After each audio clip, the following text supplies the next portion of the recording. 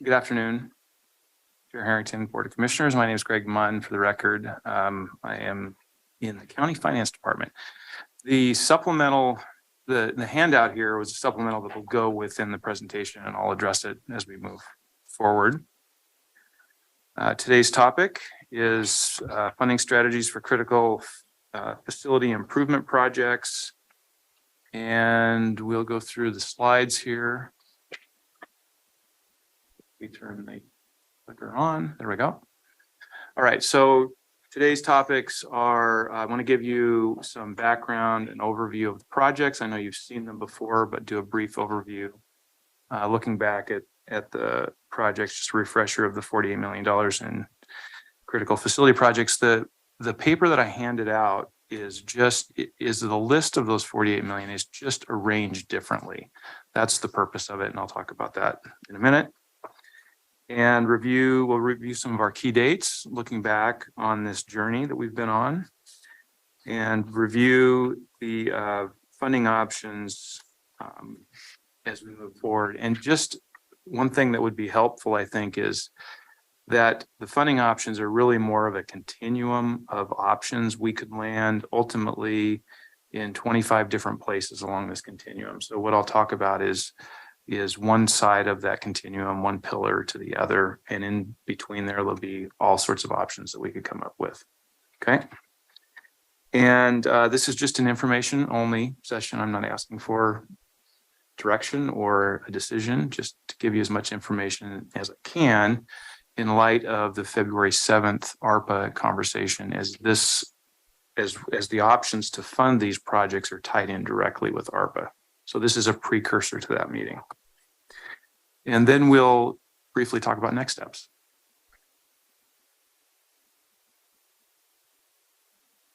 Okay, so the next two plates they're the list of projects in detail that you would have seen back probably in October. It was part of a memo that came from Ms. Angie that described the situation with our facilities. It's high detail, lots of information. I only threw this up here as an example. I don't intend to read through them. So can I just say, because it comes up with your supplemental, both through, I guess it was the tour that I was on with the mayors recently. They're two separate buildings. The law enforcement center is one building. It's been seismically upgraded. And then there's the jail, which I learned was viewed as not needing seismic upgrades because there's so much concrete and steel already there. So as we move forward, I'm just trying to be clear. Are we talking about the buildings as a set, or are we talking about one building? So law enforcement center is not the jail. So it's a little confusing because I need something consistent. Okay, so what we can do is Laurel Brown is here. I invite her to show up in case questions like this came up. So I can always ask her to come to the table if we want to go in that direction. I need consistency. I don't think I'm alone in that. Otherwise, we have the public. You need to call up whoever from your team you need. So yeah. Thank you. Yes. So I recognize that it is confusing, and we'll sometimes talk about it as separate buildings or as a single unit. And that is because some of those systems serve both buildings. So, which I can imagine, but Ms. Angie, could you come up with a nomenclature so we have clarity? Yes, we will. Thank you. Okay, so the handout I gave you, which has two different colored projects listed on it. One of them we're going to call red, but it's more like pink, and the other one's yellow. It's the same projects you've seen before, the same $48.7 million. They're just grouped together in two different categories. The red or the pink that's toward the top designate projects or systems that have failed. And the yellow, the ones toward the bottom, are designated as imminent failure. So that helps understand the priorities of the projects. The projects in red or in pink that total 44.8 million of the $48.7 million total.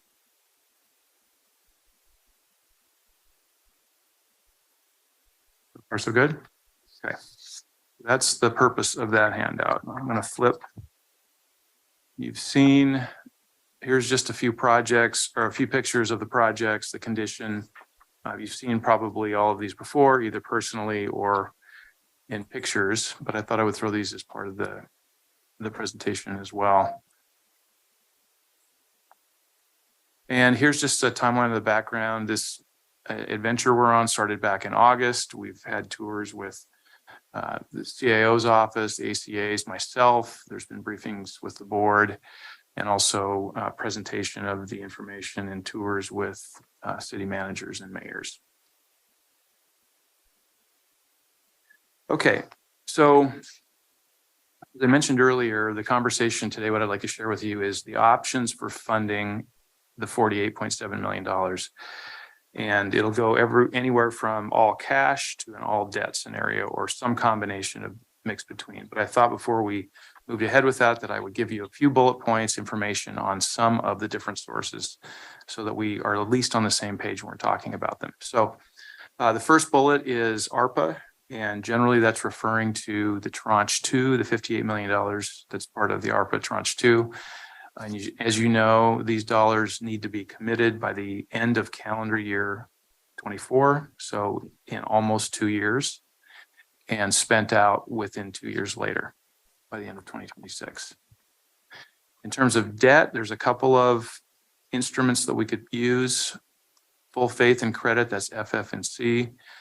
This doesn't involve a tax increase. It would be debt that we would fund with existing resources. The full faith and credit is essentially we would be loaned money based on the county's credit standing, just like we would personally, or you would personally based on your own personal credit score. The general obligation debt, that would be a voter approved tax increase and would be funded with new revenue. Under gain share, as we talked about, the last gain share update I gave you was there's about $2 million, $2.1 million in gain share in the current gain share term that has not been committed by the board yet. So those dollars could be used through FY25 to apply towards this work. I'll also talk about the possibility of extending the gain share program. It hasn't been extended yet, but there's conversation about it. If it was to be extended another 5 years, utilizing the same formula that we have now, there's another source of funds that we could potentially use. Grants and earmarks, we're looking into those, the possibility of support either the state or federal level to help us with these projects. The Strategic Investment Program, or SIP, there's $11 million in fund balance that hasn't been allocated as of the end of February or the end of June, fiscal 22, last June. Just as a reminder that SIP funds to date, they compete with operating expenditure needs in the general fund.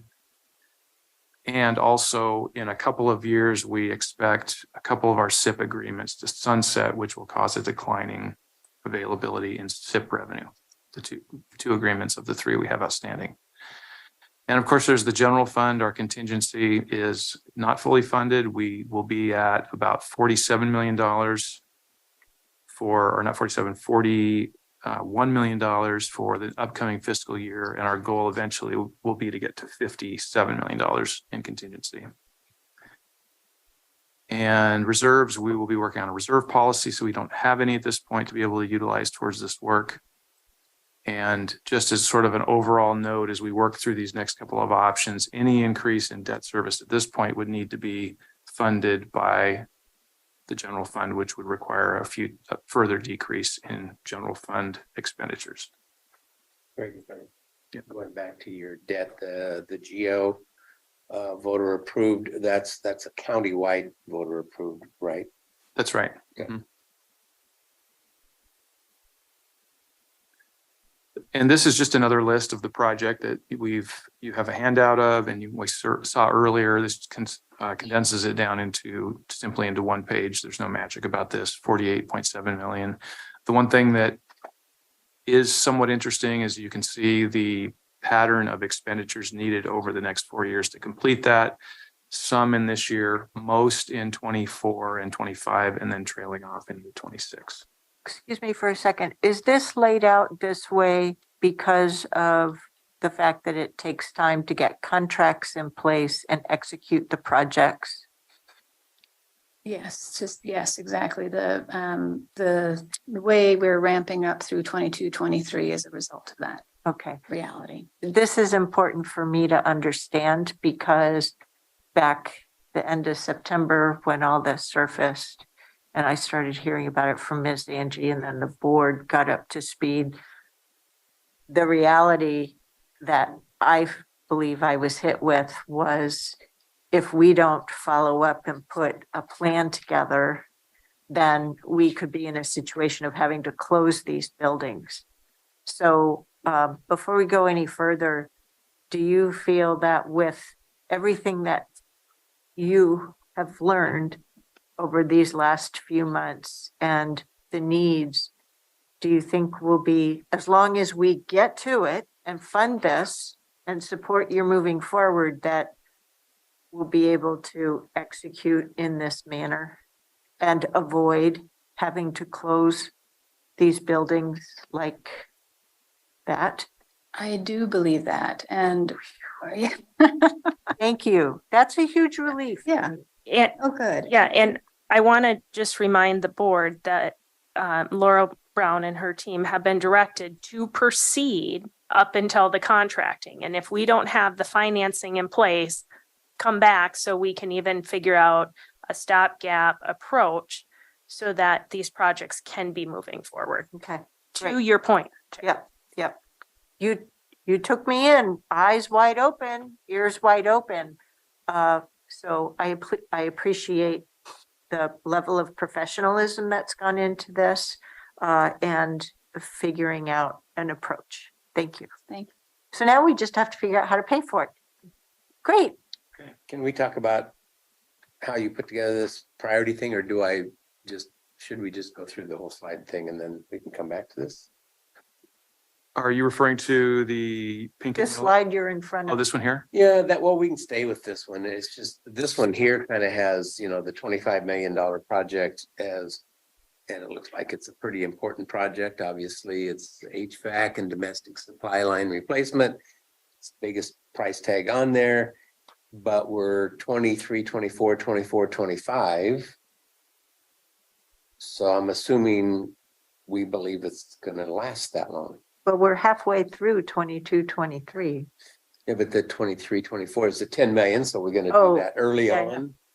And then the 24, 25 is the other 10 million. So I'm all for spreading this out. I just don't want to have, like the chair said, all of a sudden, we have a crisis. So Commissioner Willie, I think Ms. Brown, if you can speak to, we have project staging and project execution, and then we have financing strategies. So this is your project staging and execution. So Ms. Brown, can you kind of talk through, and let's pick on the second line, the law enforcement center, HVAC and domestic supply replacement, just because it's a $25 million plan. Sure. And so the way that this is spread out might look like we're staging activities, but really what's happening is that you can only move so quickly. So it's going to take 2 years to complete that project. So we'll start bringing in the construction equipment that we have planned to provide ventilation to the jail while we have part of it shut down, which speaks to Chair's earlier question about, do I feel like we are on the right path to get to these critical issues in time to avoid significant impacts? Part of that is because the construction project itself includes some contingency efforts like auxiliary HVAC units that will come in on large trailer beds that we'll figure out where we're going to put. We're just beginning, but they will come in and provide air to the jail so that we can start cycling through the pods, and we can't do them all at the same time. So that's why you see that spread over the next 3 years after this current fiscal year. So there's a construction project management plan behind this, and that management plan is highlighting where the dollars go in those particular years. That's correct. And to be clear, that's still in development because we're still in design, right? So those details might shift over time, but they will continue to inform the pace at which we expend. So it's tied to that. After all of these, Mhm. when we get to financing, but Greg told me that these were price index. Can you tell me what inflationary factor you use? Well, yes. So I provided that information to Greg, who may remember it. I always have to check. Thank you. So generally we use 3 to 15% on this project. I believe we used 5% for escalation. And then we also include an escalator or a contingency line for unforeseen conditions during construction, which I think we included at 10%. Your vernacular, it might be different than mine. So Yes. checking, you're saying from the beginning of this project, if that were approved, to the end, you're only using a 5% indicator, inflationary indicator over 4 years. Good luck. With the contingency. Yeah, but I don't know what the contingency is. 10% of the project cost is 500. is contingency plus, and before that 10%, I believe that's the order we do it in. Before that 10%, we have a 5% escalator. So you're telling me 10 plus 5 is 15 plus another 5 is 20%? So these are overstated by 20%? If they were No. done today? Overstated, I might not use that Okay, that was my terminology, but word. that's what's But built into. If you could build it overnight, let's just say, it'd be, would this number be 20% high? If everything There went were no exactly as unforeseen- Yeah, planned, no unforeseen, it was built today. Mysteriously, we had people working around the clock and we did it in 24 hours. yes, and we Okay, never trying to encountered a understand, yeah. single toe stubber, and we had to continue, we could do everything on today's dollars. That's what would be in there extra at the end. But is that true of most of these projects? Well, it's kind of project by project because our project managers are really good at understanding which are more complex and need higher levels of contingency and which will take longer to execute. So they need more escalators in there. So I couldn't speak to that without conferring with my team to find out. I how know we- the 46 million has about $6 to $8 million additional costs in there for inflation and for. I think that's fair. It's about $40 million hit, is what it is with escalators. Okay. All right. If I could tag on to this, not because I doubt it, but rather we've been hit with, for example, the affordable housing bond through our first 4-year term here, or the first few years of it, with cost escalation, with the cost of steel, concrete, labor, then a lot of discussion in the news about inflation, as well as supply chain difficulties. So and now here's the opine part. I feel comfortable that with your expertise, the three of you, and the consultants that you've brought in, the contractors that you're looking at, and how you've gone about pricing a new HVAC system, and how you've gone through pricing a new roof that will last for 1 decade or more, to whatever standard is best practice, that these feel like real costs to you that will land in when you need to execute that financing.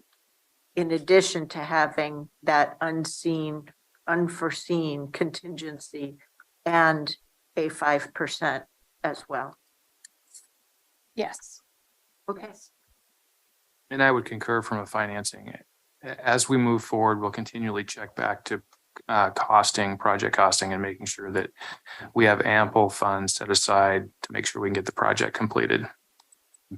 Well, my pocket's going to be pretty darned empty at that point. That's what I fear a little bit. That's all. So if I could assure the board, the questions I've asked Ms. Brown, is this to the best of your professional knowledge for her and her team? Yes. We are presenting numbers here that the county administrator in a budget officer role has not value engineered. Yeah. So this is coming from the facilities team to the best of their knowledge, and we're going in to a 26-year-old facility. So there may be some unknowns. Yep. And there's contingency. And if that happens, we would be coming back to your board to informing your board as soon as we get that information. I just want to assume that there will be the Yes. unforeseen. It's a given. That's Mhm. all. It's the needing to come back for additional funds that is worrisome. That's all. Mhm. So, That's why I asked it. You're right. so remind me again, on this version, the red has failed or imminent to fail, and the bottom part is ready to fail? Sorry. So the red, about the first Yep. 4 Or projects are failed or in various states of failure. The whole system may not be failing. We may be able Yep. to support it. An example would be the Harkins House. We can still cool that building if we bring garden hoses onto the roof to cool the equipment. So it's working, but that's a state of failure in my opinion. Yep. So it is red, whereas the shower restoration, the yellow, first Yep. yellow one, that one is is threatening to fail or will threaten the integrity of the facility Yep. in a very predictable way. I mean, we couldn't pretend that it's not going to happen. It's imminent. Thank you. Mhm. So would you say that this is probably more representative of a priority list? Yes, I would Okay. say that. And I draw comparison to the slide I have up here, which is just in alphabetical order. So I think we need to dive right. in now to this funding side. Okay, so how do we pay for this? The next, I'm going to skip over, I'm only going to hit the first and the last of these tables because the two options in between, we could come up with many, many options in between. So I really want to just hit the pillars on the outside and talk about one extreme, which would be all debt. That's the first plate. And then the next one I'll talk about is all or mostly all cash that we can afford. So in this example here that you see outlined at the very top of that column in option number 1, you can see the total project cost of $48.7 million. The next grouping of potential cash sources, there's 0. There's no potential cash sources because again, this is an all debt example. About the middle of that column, you'll see $4.1 million. That's the annual debt service to fund the work. That's an estimate that came from our financial advisor. And those payments over 20 years total $82.6 million. So the question is, where over the next 20 years do we come up with $82.6 million? what's the interest rate? I asked that. And It's 5 point, just a little over 5 anyway. it's a little over 5. It's all in. It's a TIC. So that includes issuance costs and all of the other costs, bond counsel and all of that involved. And it's a conservative number. They gave us a 1.5% margin for a conservative number. So, all right. So how do we pay for that over the term? We're looking for $82.6 million. The first item under potential debt repayment sources is $2.1 million. That's the residual in our current gain share agreement that could be applied towards this. If we were to have another gain share program similar to the one we are in now, in other words, 5 years, at the same amount of money that we allocated dollars out to some of our operating expenses like we have in the past, which I mean roads and ITS, that would leave about $5 million a year over 5 years. That's where the $25 million comes from. That could be over a 5-year period allocated to pay this debt as well. The last item is ARPA revenue replacement, and I need to take that off because I've learned recently that that's not eligible. We can't use even replacement revenue from ARPA to fund debt service. Okay. So that number comes off. With that said, on the screen here, it boils down to essentially the impact on the general fund. The number that I really want you to pay attention to is we would have to go out and debt finance the balance of that through the general fund through a full faith and credit note. And the impact on the general fund on this slide is that 0.6%.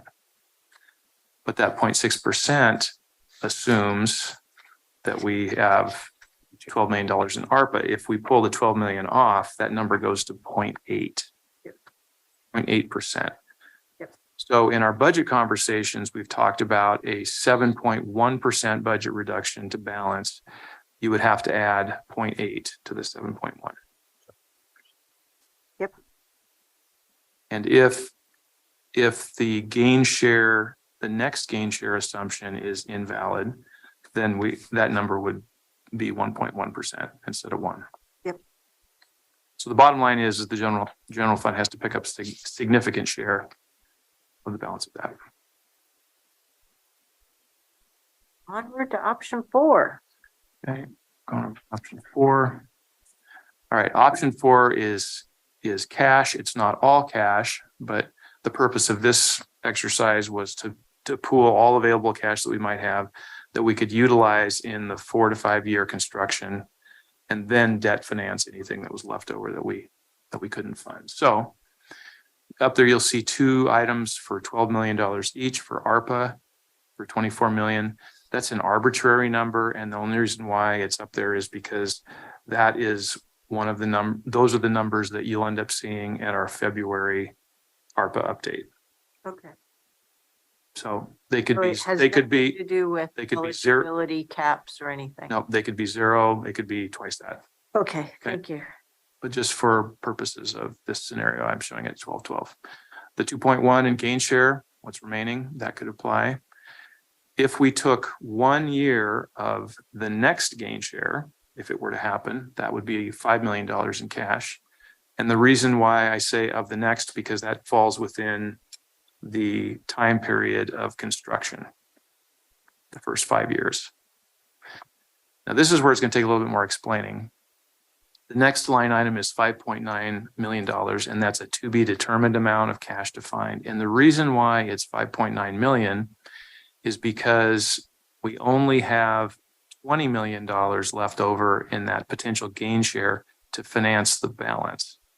So if you work the numbers backwards and you say 20 million is only going to fund 11.762 million in projects, we have to find another 5.9 million. But that also Okay. has the reliance upon there being another gain share. That's exactly right. That's Yep. exactly right. Okay. So there's definitely some crystal ball here, but Yep. if that was to all happen, then there would be 0% impact on the general fund. And as you're probably thinking now, there's 100 options in between those two. But the point of today was to provide some information and education on where we're at with this and what generally our options are, so that you can think about it in time for the next meeting Good. coming up in February.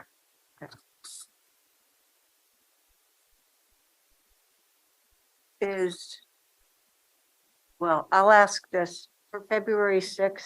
I'm going to wonder if between what we may have unobligated and this $48 million need, would that second tranche plus the unobligated be able to cover the 48 million? Would that even, I don't even know if that would be eligible per the ARPA rules. So if we Okay. could Yeah, back. can I maybe decode that a bit? So what the chair is asking for is the unobligated from tranche 1. So not just tranche 2, but what's unobligated from tranche 1. What can be spent based on Treasury guidance for the critical facilities? Yeah. It's not to say I want to do it that way. I just need. This is an option. We're talking options Yeah. at this time. And what is that amount? The tranche 2, No, the unobligated. they're going to come We're- and tell we're- us. And that's, we'll know that on February 7th. Yep. Cool. Let Chair me throw- Harrington, I have a Yeah. question. Go ahead. Thank you. Tanya, could you speak to why is it unobligated, or is that gonna be addressed? in That'll come February? to that meeting. Yeah, Commissioner Fai, I'd suggest we put your question in the parking lot because my answer is going to lead to additional questions from you and also board members, I'm confident. So we'll make sure we define what obligated and unobligated is relative to ARPA at the February work session. Fair enough. Thank you. Go ahead, Commissioner Rogers. Wild idea. They don't even have to listen, but I'd like you to play it through before February 6th. Because all of this justice center and law enforcement, that's for countywide benefit. That isn't just for us. I mean, that's for everybody. And as I recall, I think I asked you this, there's a little over $50 million of ARPA money that hasn't necessarily been committed. I know you don't want to talk about that, but there is. And I know we've got a 24 date that we have to have everything committed by and some spend out. What if we had a wild idea and we took all $48 million out of ARPA? We took and had some interest rate to pay ourselves back, meaning that forget the gain share, because I don't know if it's coming again. That would just be a bonus. And so we would pay back that $48 million to the respective funds wherever, I think you have in a separate fund, at some reasonable interest rate, 2-3%. And so what we would do is as we took through the years and got money, we would just pay that debt back. So instead of paying 80 some million dollars, of which about 32 or 34, whatever the number comes out, interest to a bank or to investors, we pay it to ourselves at a different rate. So it'd be less, I get it. But we would obligate it for federal purposes. And that's all we got to do. We'd borrow it from ourselves, pay it back to ourselves. Yeah, we can certainly do an interfund loan. Sure. Yep. And so then it would be taken care of. I appreciate why I was asking those specific questions on the contingency. It's kind of like building roads. If what happens if they cost less? Who gets that? Any savings would come back to us, obviously, as a county. It seems like we could do a hybrid and get exactly where we want. Now, some people say, well, why would you take ARPA funds? That doesn't benefit. Heck, it doesn't. I mean, none of the cities have jails. None of the cities have Harkins House. I mean, they're all depending on us to do that, and they should be. So why couldn't we take that 40 million? Just do it. We're not worried, get those contracts out through it, the ARPA fund or whatever you want to call it, pay ourselves back. I'm being redundant. Pay ourselves back over some general fund amounts over the years. And so what we have, net the same, except we save money from ourselves. Could you put that option? Yeah, we'll put the option. So what will come back with February is clarity of what of the 48 could we use ARPA for under Treasury guidance? Mhm. And so we'll come back with that option and what potential options for execution of that. Then the only other thing I would add in that option was that gain share money would be committed to repay the loan to ourselves. So we'd have that money coming in. So if gain share doesn't come back, then we haven't hurt ourselves. I mean, it was just a source. If it does, it helps pay the debt down. Now, I understand it commits future boards, but these projects are big. I mean, they're going to take a long time. And there's probably more coming. Gain share? No. Projects. Yeah, you're right. Yeah. Well, that's the beauty of it in terms of it doesn't obligate future boards to the same degree, No, not at all. right? So That's my concern, and I appreciate that wild option. So, and I appreciate hearing about it, because one of my concerns is when I look at debt was more interesting to me than taking future revenues. That doesn't mean all the way to the left, but in that middle part. Sure. And the reason being is it feels cleaner in terms of what we have to do right now. And as we move forward, instead of obligating future leadership to a portion of their potential revenue. mhm. So, this option is really interesting to me as well. Might be wild, but I just think it would work. We'd get what we need to do. I'd happy to sell to cities on the basis it's their expenditure. And we do need to pay it back. I mean, these funds should be come back to the general. The general fund should be getting monies, paying back into the ARPA, whatever you title it in the future, I don't care. So paying our self-interest doesn't, it sounds a little bit like arbitrage, and we're not doing that. So, but we can pay our self-interest. Oh, there's not arbitrage only occurs in bond issues there. Yeah, the state. The time value of money. Yeah, But it has to be a security. yeah, I get that, but I think state budget law says reasonable rate. Mhm. So a reasonable rate is, I mean, one way to say is the amount we're earning in the pool. Well, that'd be about 191%. Yeah. But if you paid 2 or 3, I mean, still it'd be half the payment. I think the purpose is the intent That's right. and the recognition, not necessarily the amount, but So I'll add, another reason why I like the pursuit of the two options that you've laid out is, well, or part I do like, but don't like. I don't believe in counting your chickens before they hatch. And we don't even have the eggs. I don't Right? think we have the chickens. So, we don't have another gain share. So I don't want us to be counting on something that flat out does not exist. Mhm. Mhm. It'd be one thing if we were about to have the public hearing and adoption of such a thing, but we don't. And so I think it's a fool's errand for us to be counting on something we don't have. I appreciate your putting it in there as a hopeful option. But to me, it doesn't feel realistic. But I do like the twist that Commissioner Rogers put on that any future gain share could be allocated to the repayment process. There, that is not assuming that it's going to be there. It's potential. Yeah. Yep. So, I would say one more thing.